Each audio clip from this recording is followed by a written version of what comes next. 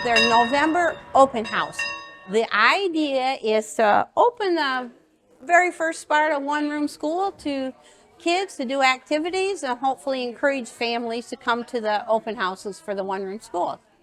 So we're doing vegetable paintings and vegetable prints, and Anna is having kids make the Indian pouches. And we have a search for what doesn't belong in a school built in 1847. You gotta find the objects and circle which one between those two doesn't belong. And then also Scott Walton has brought his rock collection from Michigan Rock Collection. And so adults and young love the rock collection with the upper peninsula rocks and the lower peninsula rocks. I picked these up in the UP. So this is called amygdaloidal basalt. So it is, basalt again is the part of the lava flow from the volcanoes up in the Upper Peninsula. And then these are from different locations. This is from the Ontonagon area, and you can see the green copper, and then the white is usually calcite. I got involved because the Historical Commission asked me to put native plants around the outside. And to me, this land is really like holy ground. Since the 1800s, children with hope and being educated. And then look how many of the children went through the wars, but look, we see their futures, and still the kids that are coming, we have the best hope for our Sparta kids. I agree.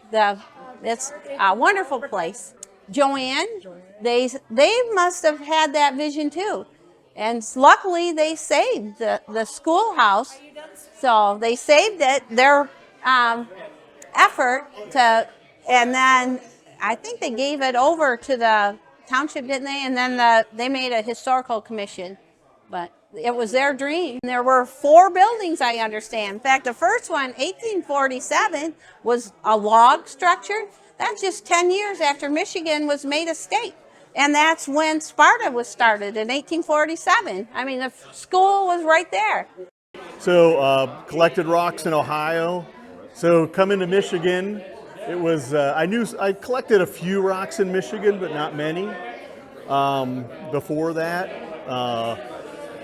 But now that I'm retired, that's one of the things I do. So this is a euperlite. It is a fluorescent sodalite, a mineral that fluoresces orange under the UV light. This is actually long wave UV one, but this is actually from the UP, for sure. Somehow the fluorescent sodalite got into the rock. This is called a pinpointer. It's a metal detector, and it tells, once it starts to beep, you know that you have copper or a metal in there. Bringing history to kids.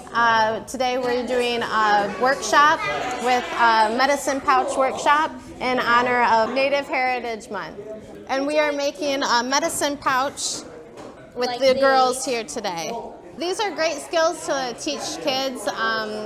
Now with technology, a lot of kids are indoors or on their tablets, and this is a great way for kids to get used to using their hands and working, building something from scratch. And it really empowers them.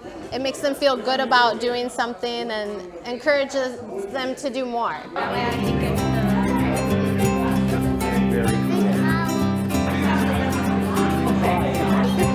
We were painting today, weren't we?